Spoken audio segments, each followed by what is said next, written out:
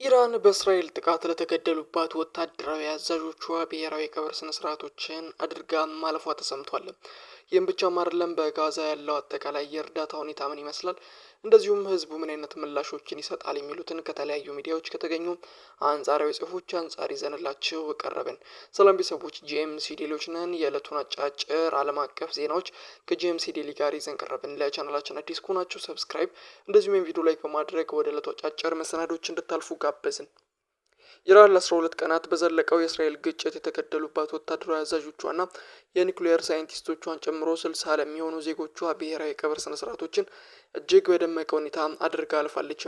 በኢራኗ ሰንደቅ ዓላማ የተሸፈኑ የአስክሬን ሳጥኖች እንደዚሁም የተገደሉት የጦር አዛዦች ምስሎች በበርካታ ነዋሪዎች ታጅበው ወደ ማዕከላዊ ቴሄራን ሄንቤላ ሲያመራ ለማየት ተችሏል። ቀብር ስነስርዓታቸው ተፈጽመዋል ከተባሉት መካከል የኢራን ጦር ኃይሎች ጠቅላይ ኤታማዦር ሹም የነበሩት መሐመድ ባህሪ ይገኙበት ነበር። በእስራኤል ጥቃት የተገደሉት መሐመድ በጠቅላይ ኢታማዦር ሹምነታቸው የአገሪቱን ጦር እንደዚሁም የኢራንን አብዮታዊ ዘብ ዋነኛ መሪ ሆነው ለዓመታት ሲያገለግሉ እንደነበረ ለማስተዋል ተችሏል።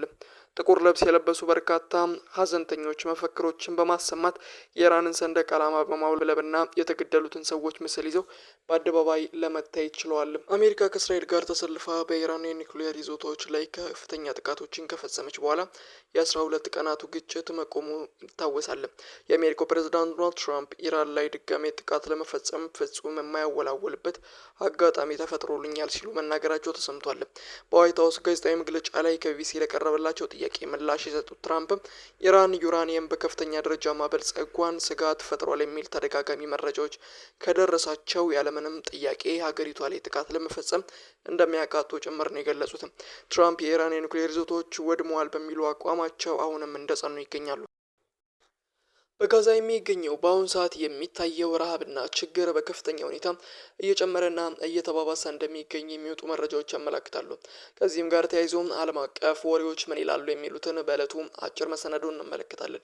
በጋዛ በእርዳታ ድርጅቶች አማካኝነት ከሚቀርቡ ምግቦችና የተለያዩ ድጋፎች ጋር ተያይዞ ይህንን ለመቀበል ወደ አካባቢው የሚያቀኑ ከፍተኛ ቁጥር ያላቸው ጋዛውያን ባልጠበቁትና ባልገመቱት ሁኔታ እየተገደሉ እንደሚገኙ መረጃዎች ይጠቁማሉ። ከዚህ ጋር ተያይዞ የወጣው ሪፖርት እንደሚያመለክተው ከሆነ 4000 ለሚጠጉ ፍልስጤማውያን ይህንን እርዳታ ለመቀበል ወደ ስፍራው ሲጓዙ 500 ያክሉ ባልጠበቁት ሁኔታ ህይወታቸው እንዳለፈ መናገሩን ሂውማን ራይትስ ዋች ይዞት የወጣው ሪፖርት ያመላክታል። ከዚህ ጋር በተያያዘ ነበር ዓለም አቀፍ ድርጅቶችን ጨምሮ ዩናይትድ ኔሽንም ይህ ነገር እጅጉን አሳሳቢ እንደሚሆንና የእስራኤል ወታደሮች በያዙት ቀጠና የሚንቀሳቀሱ ፍልስጤማውያን አሁንም ቢሆን በእስራኤል እጅ ውስጥ እንደሚገኙና በየቀኑ የሚሞቱ ሰዎች ቁጥር ከፍተኛ እንደሆነ ለማረጋገጥ ችያለሁ ለማለት የቻለው ፍልስጤማውያን አይን እማኞች እንደዚሁም ዓለም አቀፍ የዜና ወኪሎች በአካባቢው እንደሚገኙ የሚታወቅ ሲሆን ፍልስጤማውያን እንደዚሁም እነዚህ አይን እማኞች እንደሚገልጹት ከሆነ በተደጋጋሚ ፍልስጤማውያን ተሰብስበው የሚገኙበት አካባቢ ላይ የእስራኤል ወታደሮች ገብተው ከፍተኛ የሆነ ጭፍጨፋና እንደዚሁም መግደልን ሲያራምዱ እንደነበር ሲገልጹ ለማስተዋል ተችሏል።